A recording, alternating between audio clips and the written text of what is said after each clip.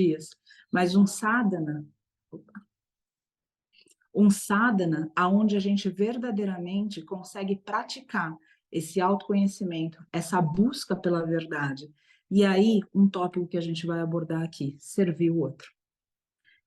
Pincelando tudo isso junto e tendo feito esses agradecimentos, eu gostaria que a gente respondesse para a gente qual é o espaço do outro na nossa vida.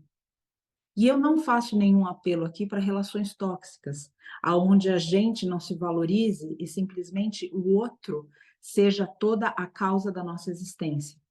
Eu coloco qual é a importância do outro na nossa vida de um ponto de vista mais espiritual.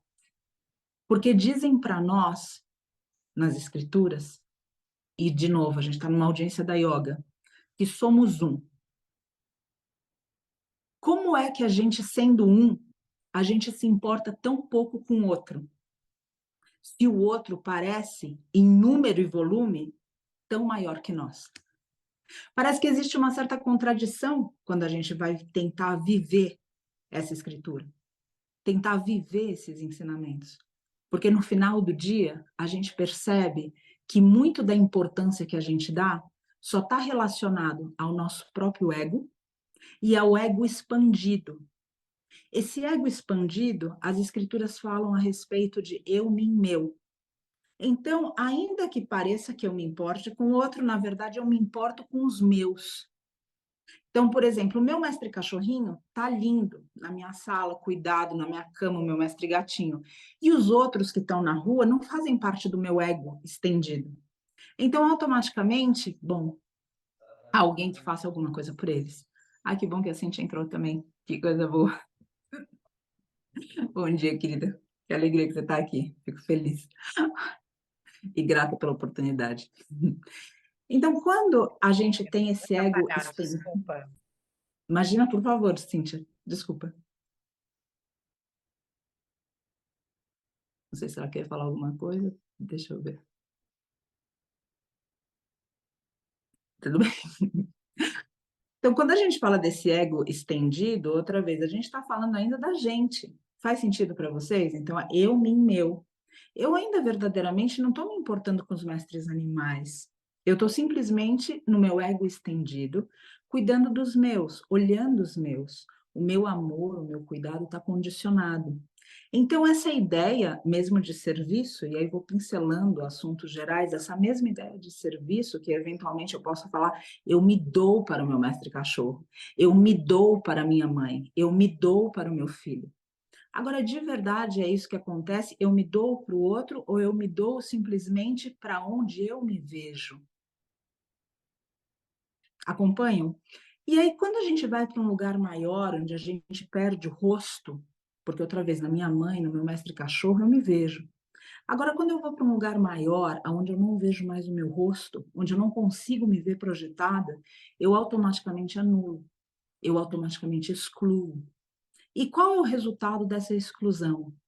Eventualmente, a gente tem uma crise climática.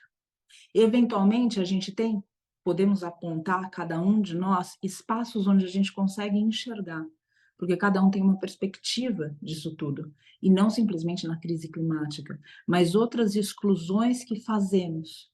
E nessas exclusões subjugamos, e ao subjugar, automaticamente fazemos sofrer. E se a base desse serviço, desse karma yoga, se o intento da gente sendo um é propagar um amor incondicional, se a gente sair do ego, qual é essa prática distorcida que a gente tem feito? De simplesmente ignorar onde o nosso ego estendido não pode ser visto e zelar cada vez mais por onde eu, mim, meu estão.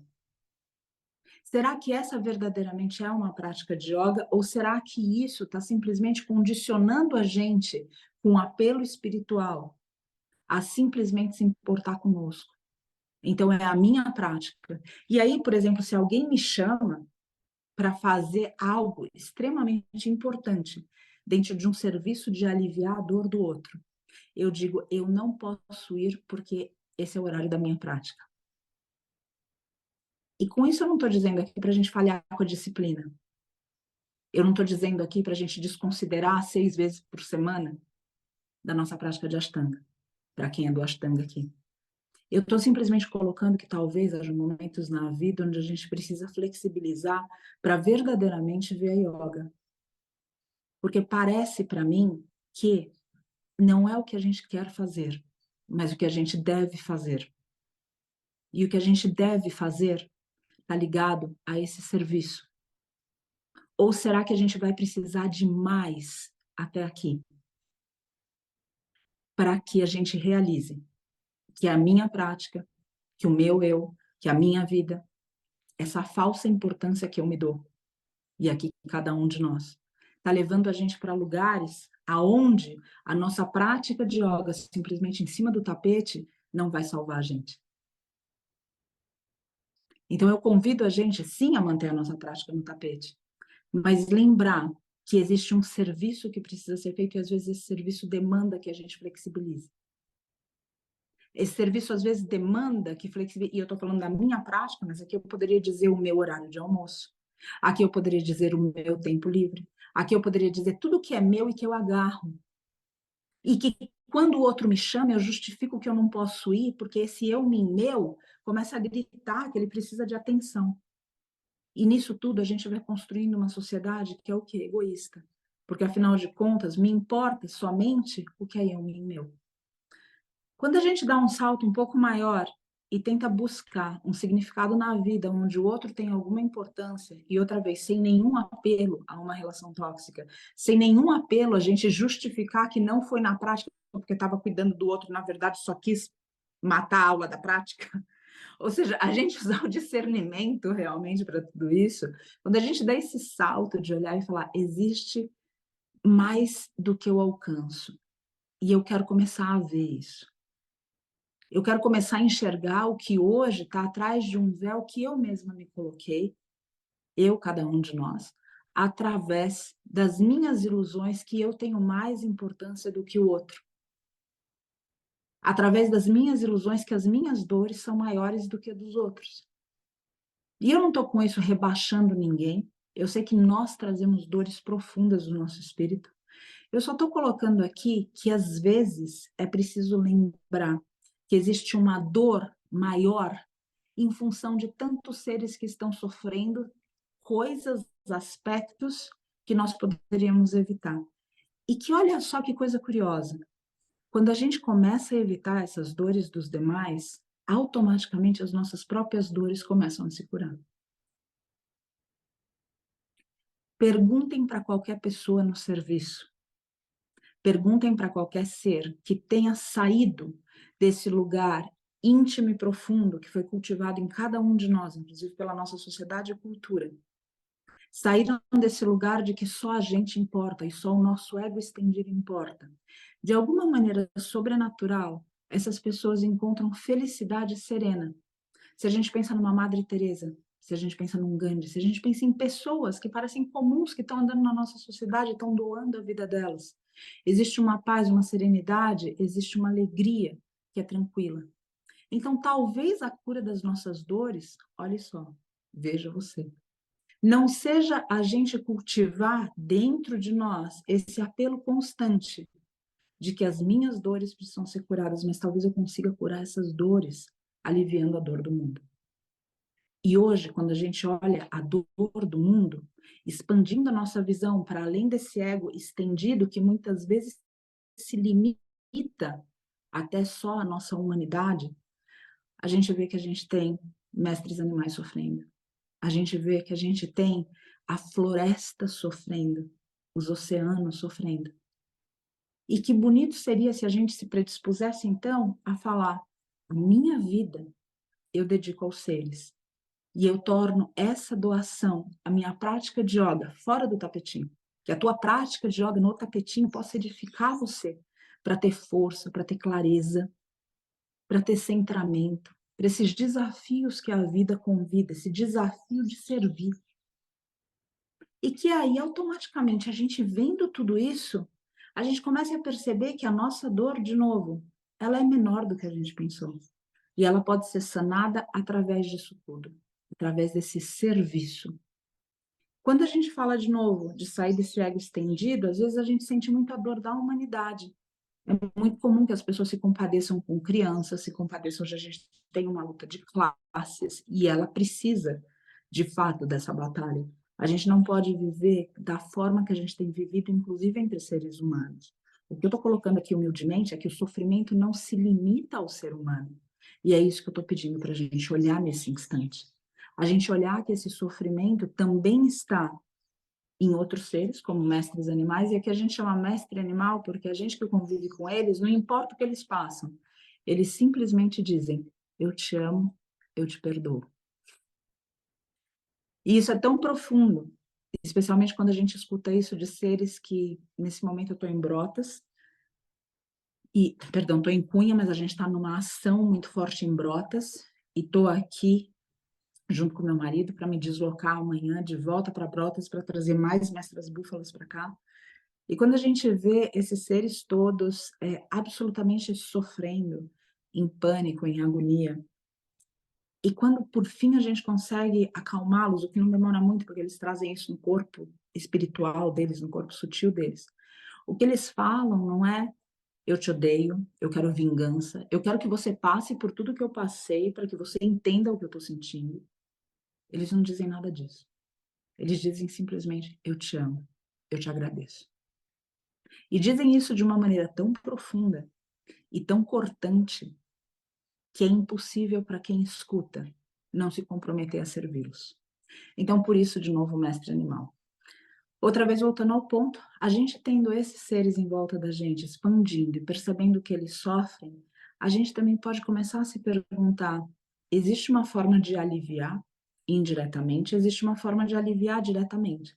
Por exemplo, nessa ação em Brotas, talvez fosse um exemplo de aliviar diretamente. A gente tira esses seres de um ambiente de extrema exploração, para então, por fim, dar a liberdade. E aqui eu vou colocar alguma coisa para vocês, para que vocês possam se aproximar disso, porque eu sei que para muitos é um pouco difícil visualizar o que é essa liberdade para um mestre animal e o que isso significa, como que a gente consegue ver essa alegria. Na fazenda onde eles estavam, eles eram mestras búfalas, mas tinham os filhos delas, então eles foram explorados de tal forma que eles foram enterrados vivos. A gente tem resultados de necrópsia onde a gente soube que tinha terra. Eles tentaram respirar debaixo da terra a ponto de aspirar essa terra e morrer asfixiados pela própria terra. Eles viram mães, eles viram seres queridos, entes queridos deles, morrendo, agonizando.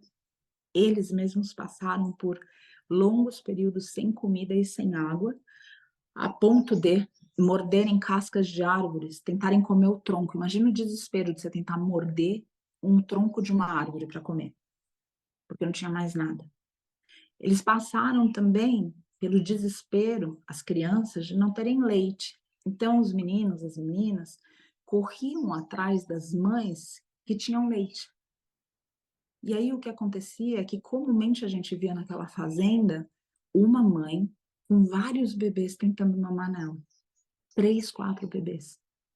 E ela tentava, tentava, tentava, até que uma hora ela sucumbia também. E aí acontece uma outra coisa. Quando eles são privados de leite, assim como nós, e são privados de leite porque a gente termina, a gente, humanidade, termina consumindo esse leite, o que acontece é que quando eles sobrevivem, a densidade óssea deles é muito baixa. E aí o que acontece? Ontem, anteontem, estou com poucas horas de sono nessa semana, quando a gente chegou aqui, um deles não conseguia se levantar, um que tinha chegado numa outra viagem. E quando a gente, por fim, tenta levantá-lo, levá-lo até a área onde ele pode ser cuidado, nesse pequeno espaço de tempo, em algo absolutamente trivial, se levantar e andar, ele quebrou o pé. Essa realidade, infelizmente, ela está presente em todos esses bebês que perdem o leite da própria mãe para ceder para o ser humano à força. Então, não é a mestra vaca dá leite, é muito mais o ser humano toma o leite, nas duas conjugações do verbo. Toma beber, toma arrancar o leite delas. Tendo essa configuração, então a gente volta, como é que eu sei que elas estão felizes? Patrícia, elas sentem dor, eu vejo pelo meu mestre cachorro, mas essa senciência sutil do que é a alegria, por exemplo, de se alegrar com algo, muitas pessoas não entendem que eles têm. E aí a gente faz essa transferência. Para cá são mais ou menos 600 quilômetros. É uma viagem extremamente cansativa. A gente não teve nenhuma transferência até agora que não tivesse acontecido, que não tenha acontecido algum imprevisto. E cá estamos, um a um vencendo. E quando elas chegam, do caminhão, elas descem bastante assustadas, até porque geralmente quando eles entram no caminhão, o destino é o abatedouro. Elas descem bastante assustadas e procurando, sentindo cheiro. Eles têm um olfato, especialmente os mestres búfalas, um olfato muito elaborado. Então elas já percebem que tem alguma coisa diferente do que elas estavam acostumadas, porque aqui tem pasto. Então esse rostinho delas já muda, um semblante muda. É a mesma coisa a gente falar, aqui a gente tem olhos, boca, nariz, a gente tem nosso rosto, mas cada rosto está falando alguma coisa, não é assim? O rosto não é um palco para a alma? Quando a gente vê o sorriso, quando a gente vê os olhos, a expressão, eles também. Às vezes a gente só precisa elaborar um pouco tudo isso para conseguir compreender. Quando então elas começam a perceber tudo isso, por fim a gente leva dessa área de chegada do desembarque. Imagina como um aeroporto. Você chega no aeroporto, você desce do seu avião, você pega um ônibus, no rodoviário, tem área de desembarque e aí você vai para casa. Então, nesse trânsito dentro da propriedade, para que elas, por fim, cheguem ao destino, que é a casa delas dentro da propriedade, fora do desembarque dessa área, elas vão andando zumbis praticamente, até o momento que elas enxergam o pasto. No momento que elas enxergam o pasto e a água, elas começam a gritar e a correr. E aquilo, o barulho do casco delas e deles no chão, eu me atrevo a dizer que ativa o nosso coração, ativa o nosso cardíaco. E faz a gente lembrar dessas conexões que a gente perdeu, para fora do ego estendido, para dentro da noção que somos um. E se somos um, como a professora Lúcia Galvão também coloca, o outro é a maior parte de nós.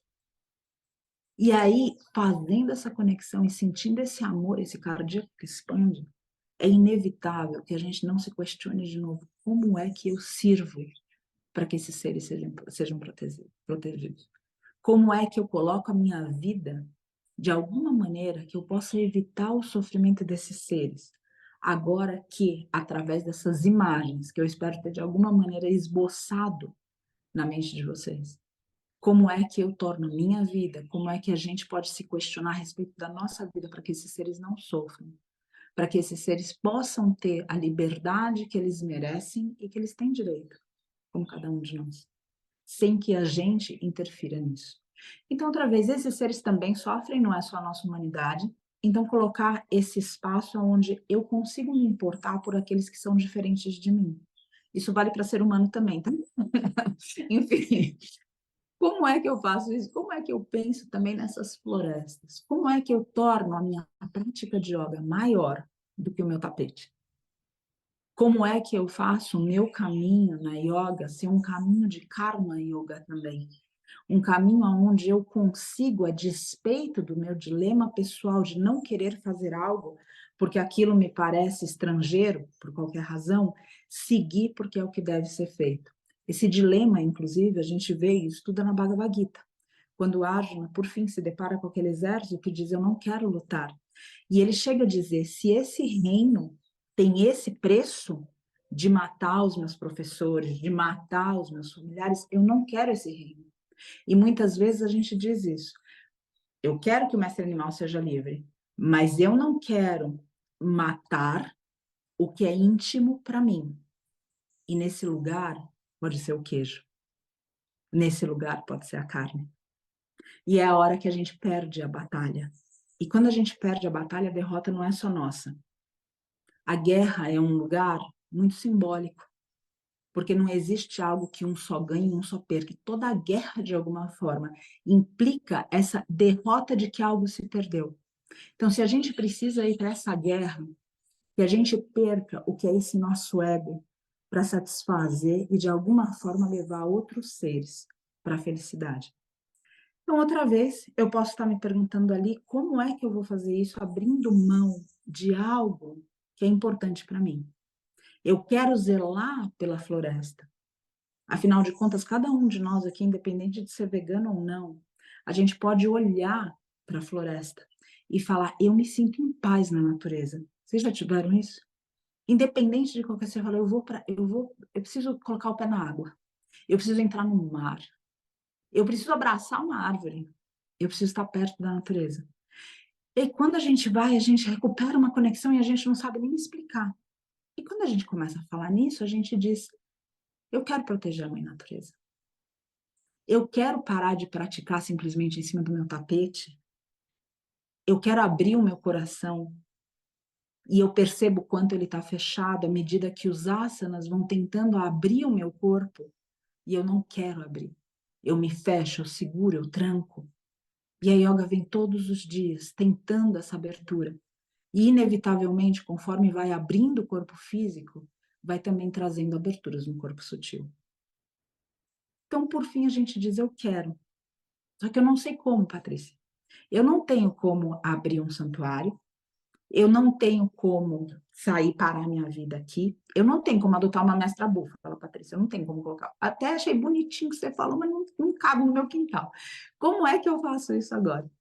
Então, eu gostaria de deixar aqui a reflexão para a gente entender qual é a ligação que existe hoje entre o clima e entre isso que está no nosso prato todos os dias.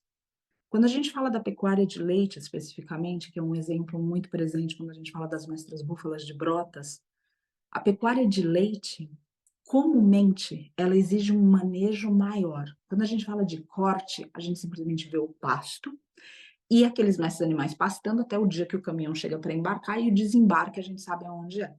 É num abatedouro. Ou pior, é para que eles andem num navio durante semanas para então serem mortos no destino.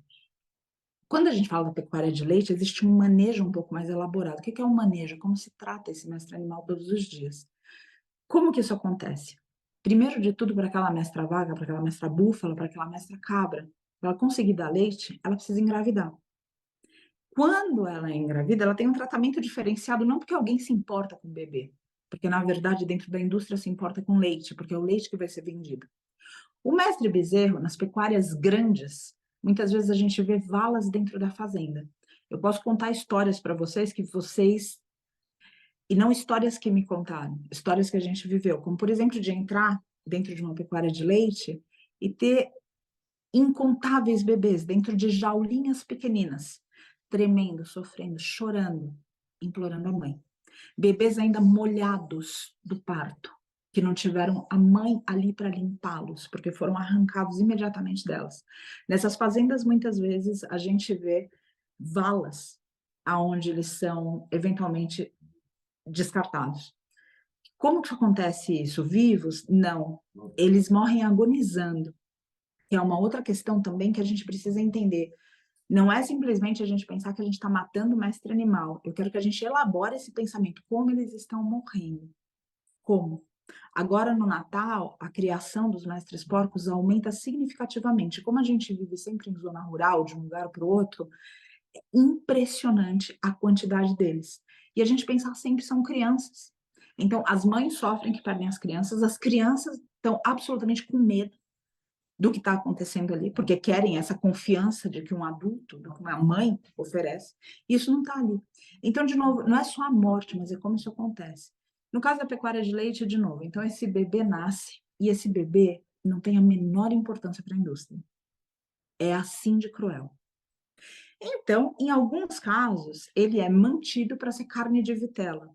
Essas fazendas são raras porque exige, vocês talvez já devem ter visto um monte de casinha que parece casinha de mestre cachorro, e vão passando, dando leite para eles, que a gente pensa que é leite, mas é soro.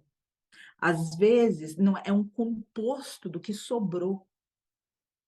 E simplesmente para quê?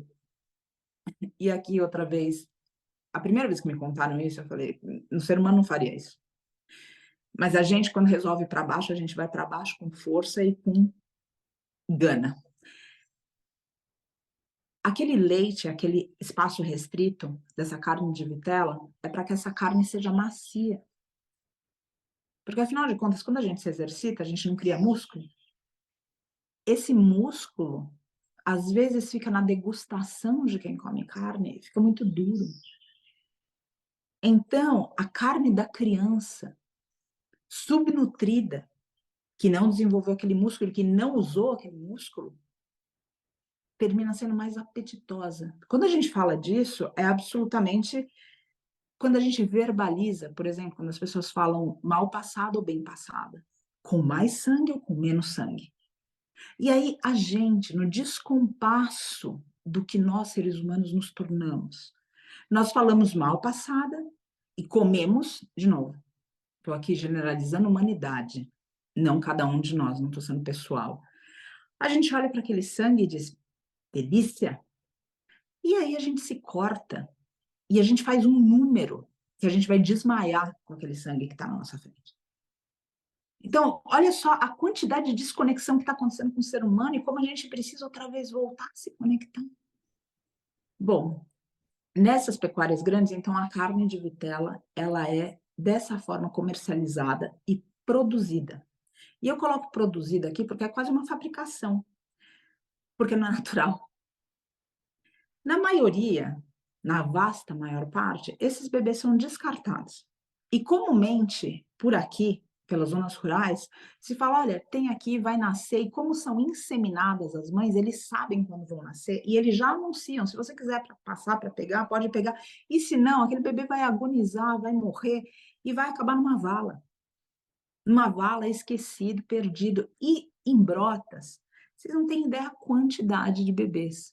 A gente fez a primeira transferência com 22 bebês aqui. E é simplesmente, quando a gente simplesmente olha para uma criança, não importa que você queira ser mãe ou queira ser pai, não importa isso. Não importa que você não queira ser mãe, não queira ser pai. Quando você olha para uma criança, alguma coisa te move. Se move em você. É a mesma coisa quando a gente olha para os bebês em volta da gente. E aí eu volto aqui e coloco, mas são justamente esses bebês que a gente está matando na pecuária. Justamente esses bebês de mestres frangos, os bebês dos mestres porcos, porque aqui também tem um requinte de crueldade. É tudo bebezinho para dar para entrar no forno. Se eles são maiores, não dá para colocar no forno. Esse é o nível de desconexão que a gente está vivendo. E a gente não processa nada disso. E a gente olha para o que aconteceu com as mestras búfalas de Brotas e a gente fala, isso é maus tratos. E a gente conversa sobre isso na frente do açougue. O açougue não é maus tratos? A gente precisa recuperar um certo bom senso e discernimento que as escrituras dizem que é bastante importante. Para que a gente saiba olhar a vida e ver o que aquela vida está mostrando para a gente. E não projetar a nossa cultura e a nossa normose, como o professor Hermógenes dizia, em cima do que está em volta de nós.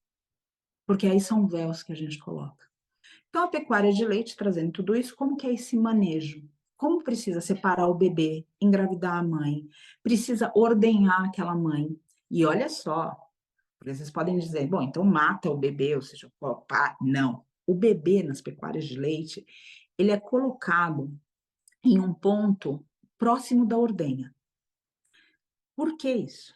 Então, a gente chega na pecuária de leite e a gente vê aquele monte de bebê chorando, sofrendo, agonizando, batendo dente, com frio, em cima das próprias fezes. É insalubre, insalubre de todas as formas possíveis. Só que eles ficam exatamente num ponto entre o lugar de confinamento das mães e a ordenhadeira. Para que isso? Para que a mãe não pare de produzir leite. Porque se a mãe saca que não tem mais bebê, para que eu vou produzir leite?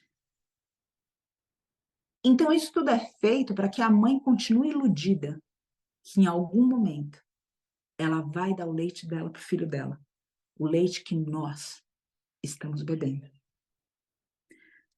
isso acontece também, essa passagem para a ordenhadeira e para a volta, a gente, fazendo resgate, já viu as mães colocando a cabeça num vão do teto, entre o teto e a parede, e os bebês com a cabecinha, com o queixinho encostado na parede, tentando tocar essa mãe.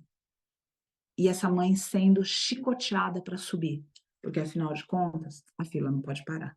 E o objetivo não é que mãe e filhos fiquem juntos, e sim que o leite seja vendido. Esse manejo também envolve que, como as áreas são de confinamento, que o quê? Se dê comida no coxo. Então, a gente pode dizer que a pecuária de corte, ela é uma pecuária que devasta florestas através de pasto, ou seja, eu preciso derrubar a árvore para ter pasto. E a pecuária de leite, ela derruba essas mesmas florestas para plantar o que é a monocultura, a soja e o milho, principalmente.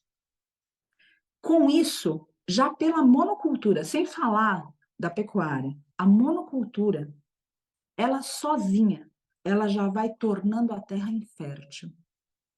Só isso. Ela já vai secando as minas. Ela já vai tirando a água que circula. E olha que coisa curiosa, a água vai saindo do planeta e a água, que são as nossas emoções, também deixam de fluir. Porque, afinal de contas, se a gente se conecta com as nossas emoções e com o nosso coração, a gente vai permitir isso? Não. Aí não fica muito inteligente, não sábio. Tem diferença de sabedoria e inteligência. Não fica muito inteligente que realmente a sociedade faça de um jeito para, inclusive, criar entre nós noções que quem sente é fraco. Vocês nunca escutaram de uma maneira pejorativa que quem sente, quem é amoroso, quem ama, é fraco. As pessoas são fracas. Agora, vocês já viram o que são capazes as pessoas que amam? Para mim, as pessoas que amam são as pessoas mais fortes do mundo. Elas são capazes de trabalhar os prantos. Elas são capazes de servir sangrando. Elas são capazes de superar a própria dor para amparar, para que o outro não sofra. Então, gostaria que a gente revisitasse essa noção também aqui, até para a gente perder o medo de sentir, para a gente perder o medo de chorar, para a gente perder o medo de se emocionar, para a gente resgatar em nós a nossa humanidade, para que quando a gente devaste florestas, para que quando a gente devaste mães e filhos, para que quando a gente olhe para esse mundo em volta da gente, alguma coisa grite no nosso coração. E é aí que eu gostaria de convidar a gente ao serviço. Porque quando a gente fala de tudo isso, nesse momento, a gente também pode falar de crise climática. A gente pode falar de tudo que está acontecendo hoje no mundo, dessa mãe natureza gritando, parem, porque a gente não escuta o nosso coração falando, pare. E aqui é o momento que eu gostaria de convidar a gente para sair simplesmente da yoga do tapete, mas sim ter muito valor por ela, sim ter muito respeito por ela, edificar nossa vida no que é essa clareza sobre o corpo, nesse campo sutil que se abre. Quem pratica sabe. Mas sair, expandir, dar um salto dali, tornar a prática maior e deter essa crise climática. Deter mães e filhos nessas condições. Deter o sofrimento que é desnecessário. A gente pode perguntar qual é o sofrimento necessário? Bom, olha para a tua vida, o tanto você já cresceu sofrendo. Esse foi um sofrimento necessário, Deus sabe o que faz. Agora, isso que a gente está fazendo é desnecessário. Absolutamente desnecessário. Então, a gente olhar para esse sofrimento e falar, como que eu agora vou praticar uma yoga maior com o meu tapete? Como que agora eu detenho a crise climática? Como que agora eu faço da minha vida algo maior do que simplesmente o meu ego e o meu ego estendido? Como eu faço isso? Começa no teu prato. E se você já começou no teu prato, eu te desafio aqui, de um jeito muito amoroso, muito humilde, mas sem deixar de falar, provoca outros. Provoca outros com amor. Provoca outros com sabedoria, não com inteligência. Porque a inteligência pode não ver da onde a pessoa está falando. Provoca com a sabedoria de entender que as pessoas têm razões para os apegos delas, assim como nós temos. Procura entender o outro. Faz do outro teu professor. Não só o mestre animal. a pessoa também se torna de alguma forma tão humilde que você seja discípulo da vida e de cada manifestação que acontece nessa vida, seja uma situação, uma ocorrência, um evento, seja uma pessoa, seja um animal, seja uma árvore, seja um rio. Se a gente estiver atento, até as estrelas falarão conosco. Ou será como serviu lá para trás a astrologia, como serviu essa astrologia ao coração do homem? Será que o homem não escutou a mulher, o ser, não escutou as próprias estrelas? Os próprios astros, será que não falaram ao coração humano em algum momento, onde essa compreensão existiu e a gente se resume nisso tudo para simplesmente desconectar dessa sabedoria, só com um pouco de inteligência e ainda duvidosa, ler o horóscopo e achar que ali termina as coisas? Será que a gente não está reduzindo demais a nossa prática de yoga, a nossa inteligência? Será que a gente não está reduzindo demais o valor do outro, quando é justamente no serviço ao outro que a gente encontra significado na própria vida? Ou será que se a gente passar pela vida e simplesmente ignorando tudo isso, percorrendo, perseguindo tudo que é capricho, vaidade, como será que a gente vai olhar para essa vida lá na frente? E como será que a gente vai olhar lá na frente se a gente souber que, independente da coisa ter mudado ou não,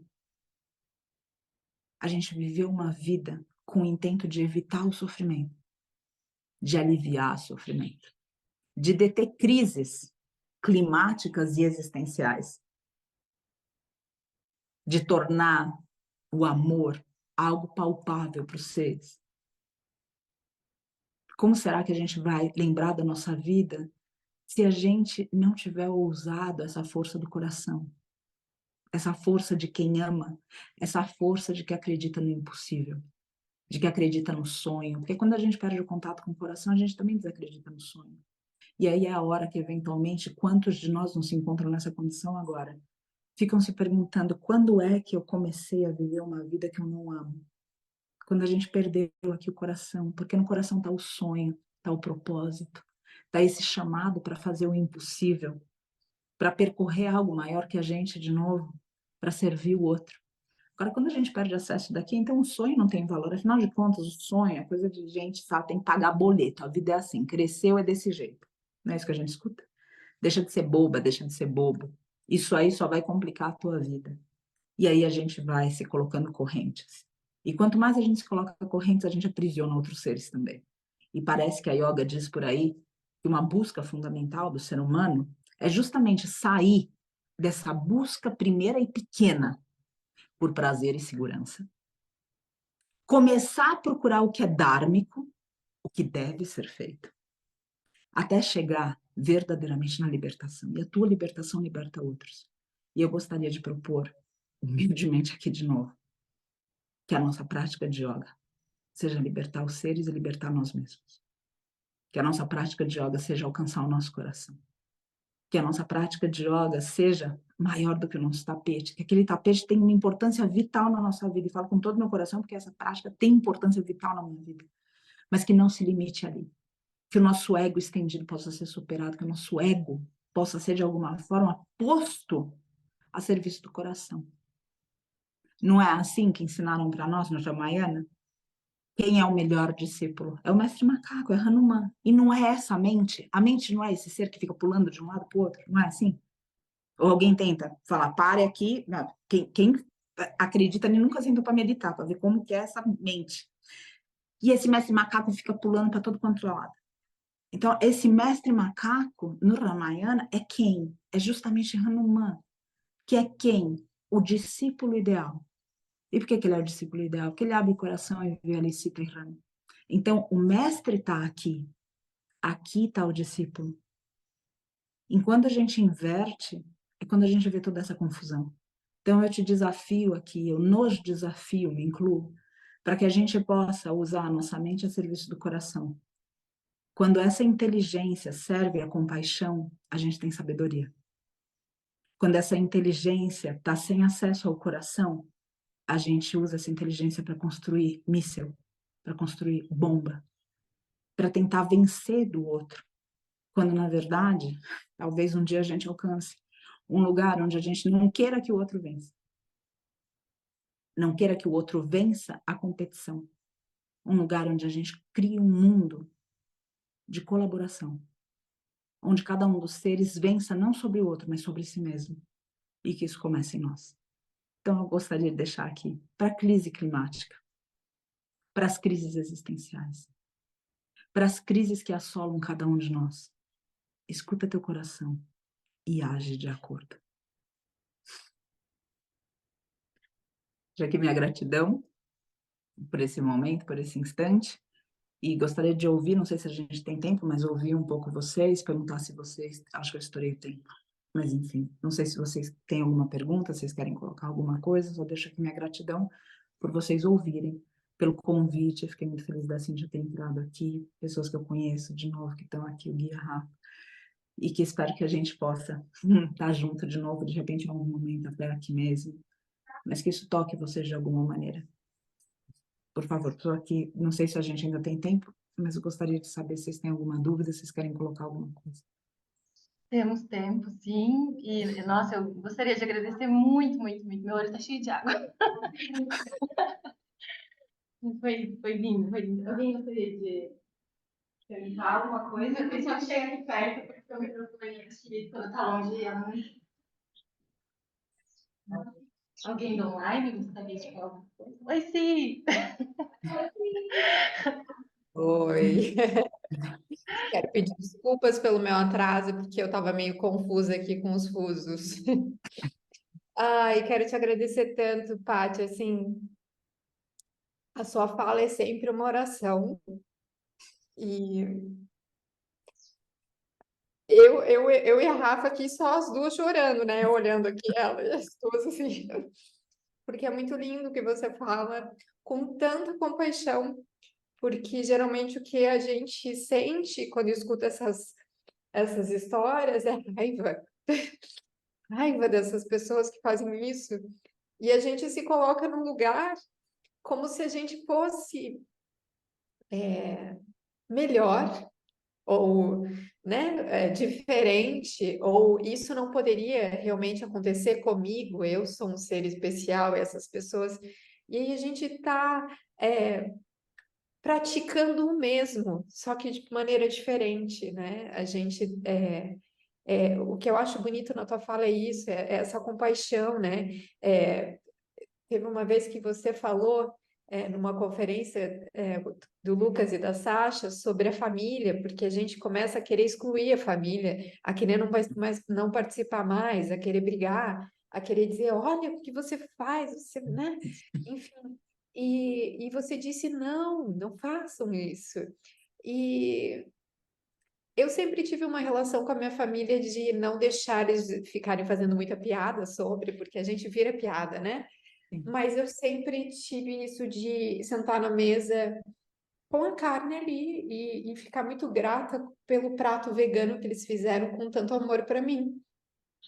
Só que eu escutava muitas pessoas dizendo que não, eu não vou mais no Natal na minha casa, eu não sei. E eu pensava, será que eu sou hipócrita por não fazer isso? E essa tua fala foi tão boa para mim, assim, que acalmou meu coração, mas em alguns momentos, e nessa história toda, né, nessas histórias que você contou, eu sinto essa raiva, eu sinto essa indignação, e é muito bom escutar de você que está aí, que viu, que participou, que, né, enfim, que traz essas histórias de uma forma tão amorosa, porque é isso que o mundo precisa. A gente não convence ninguém brigando, né?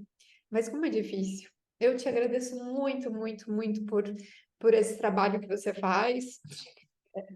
Assim, é muito bonito. Graças, querida. A tua fala me provoca, eu não sei se eu tenho tempo, mas é rápido. Me sinaliza, por favor, tenho. A Fernanda está colocando que eu tenho 5 minutinhos e agradeço por vocês continuarem me ouvindo.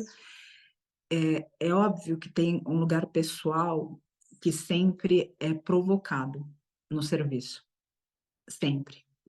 E eu sempre procuro me lembrar de algumas coisas desse ensinamento que a Índia ensina, que os Vedas ensinam, essa base de compaixão. O budismo também fala muito de compaixão.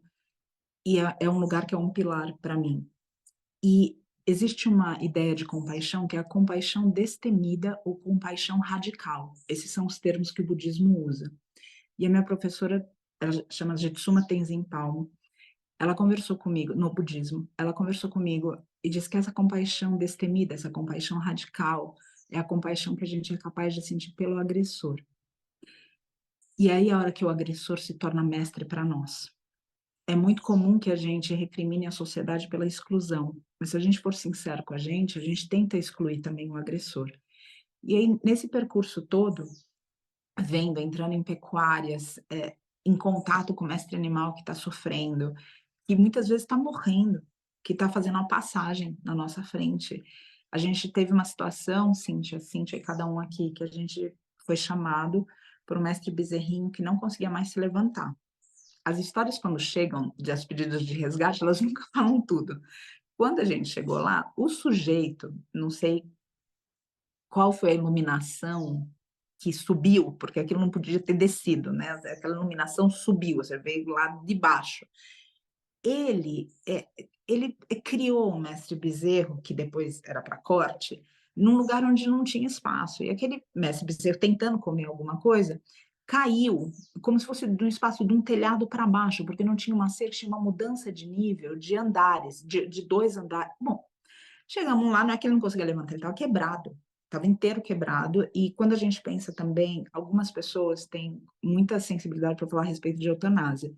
Se em algum momento vocês quiserem falar a respeito disso, quiserem me procurar no privado, porque eu vejo que é um lugar difícil, até polêmico, e eu sempre abro, mesmo dentro do Vale da Rainha, para que esses temas polêmicos a gente possa conversar, para eles não virarem tabus, que aí é mais perigoso ainda, e a gente propaga isso para frente. Bom, o fato é que a gente teve que encaminhá-lo. Quando a gente fala de um mestre cachorro, você pode ter o teu mestre cachorro numa cadeira de rodas. Quando você fala de um mestre bezerro, você tem que pensar como que você vai levantar aquele sujeito e tirar aquele sujeito da cadeira de rodas. E no evento que você consiga fazer isso todos os dias, aonde esse ser vai andar?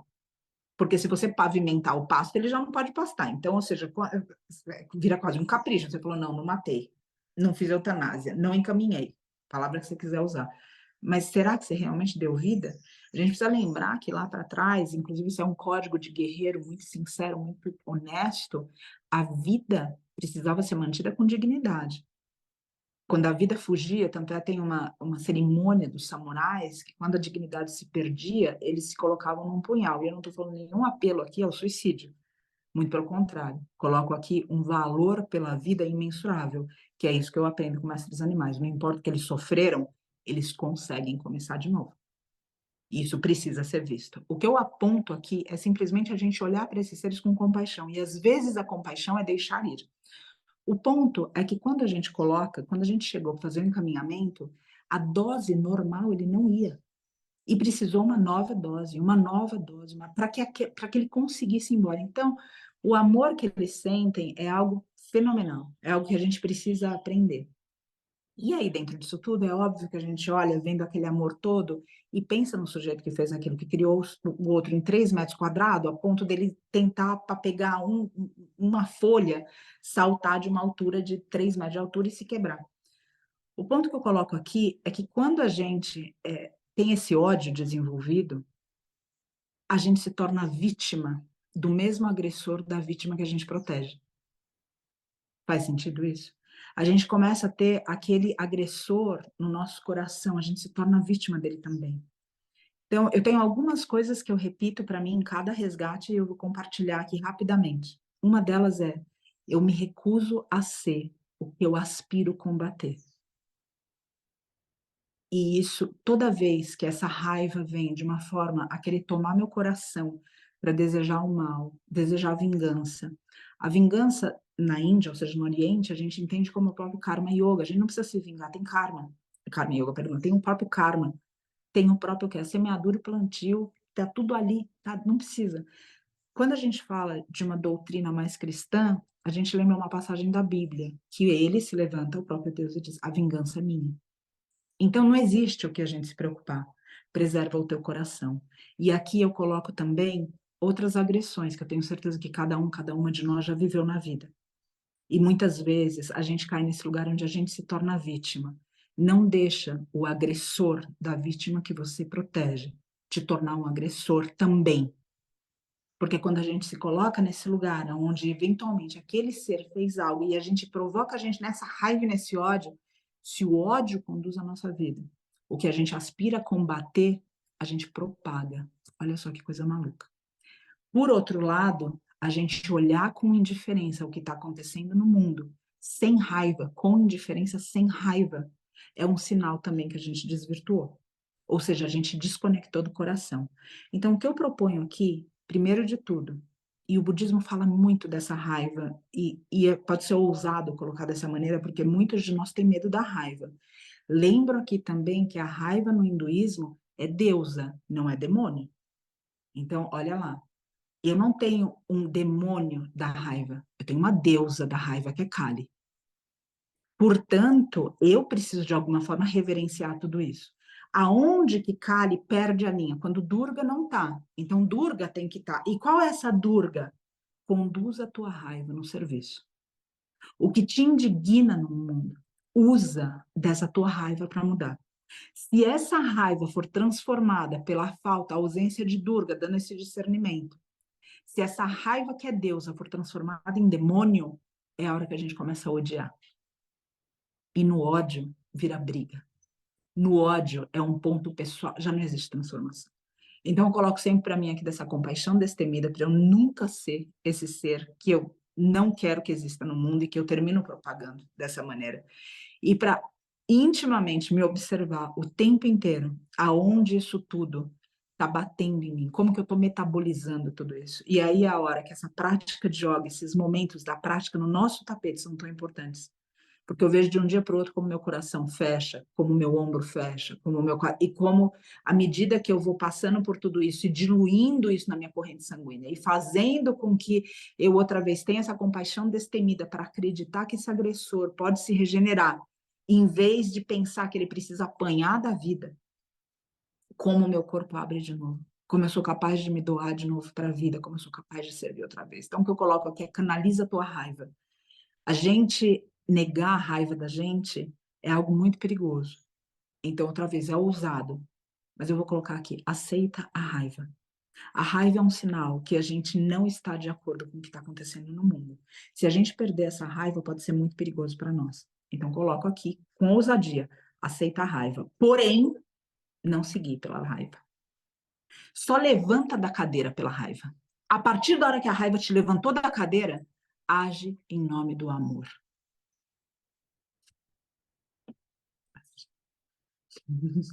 Obrigada, Paty. Olha quem está aqui comigo. Vim pegar comida na cozinha e eu te vi e já sentei. Que Então, pra te ver, saudade! vou sentar. Que saudade! Tô esperando vocês aqui, todo mundo aqui. Que bom, Bru, te ver. Obrigada por essa potência. Imagina, querida. Eu que agradeço vocês estarem aqui, poder estar aqui também. Saudades. Que seja lindo aí para vocês. Ai, Ju! Ju, querido, meus professores. Muita gratidão. Paty, Que saudade. Que seja lindo para vocês. obrigado, querida. Saudade. Paty, muito obrigada por tudo, assim, pelo seu trabalho, sabe, toda vez que eu vejo, acompanho o seu Instagram, eu sou muito grata, assim, por aquilo que você pode fazer, que você faz e que não está ao nosso alcance e que de alguma maneira a gente possa estar ajudando, né? Então, enfim, da maneira como podemos. Te agradeço muito pelo seu tempo. Eu sei que você está super dedicada aí, né, em razão às mestras búfalas. Te agradeço por tudo, assim, por você existir, por ser tão maravilhosa, tão amorosa, por compartilhar com a gente hoje. É sempre muito emocionante. E eu tô louca para te conhecer pessoalmente, né? Meu Deus do céu, a gente precisa organizar isso. Precisa, precisa. E agora, olha só, tô vendo o Oberon que entrou aqui e que alegria que o Oberon tá falando próximo, né? Eu subi no tempo do Oberon, foi isso? Que maravilha, Oberon. De ontem para hoje eu só tô bagunçando a tua vida, só isso. Mas colocar aqui, justo ontem eu estava trocando alguma coisa rápida com o Oberon para a gente eventualmente ter um muco aqui dentro das vivências que serão retomadas em março, abril, e de repente a gente pode se reunir todo mundo junto em algum instante aqui, vai ser uma grande honra para nós. A gente está Então, querendo ver se a gente fecha um grupo, quem sabe a gente vai. Então, vamos organizar alguma coisa juntos, claro que né? sim, vai ser uma honra para nós. Bom, Muito me obrigada. retiro com gratidão pelos ouvidos, pelas reflexões, pelo espaço, pelo acolhimento, e deixo aqui, nossa, que honra ter aqui nesse círculo tanta gente querida e saber que o Oberon agora vai falar também acalma meu coração, porque eu tenho certeza que tem mais mensagens por aí que ele é capaz de canalizar de mestres animais e de uma vasta sabedoria que ele serve e que minha grande inspiração, um farol na minha vida. Graças, Oberon, graças a cada um de vocês. Cíntia, graças pelo convite, graças, Fernanda, graças a cada um. Gui, Rafa, cada um que eu espero abraçar e conhecer em breve. Grande beijo. Muito obrigada.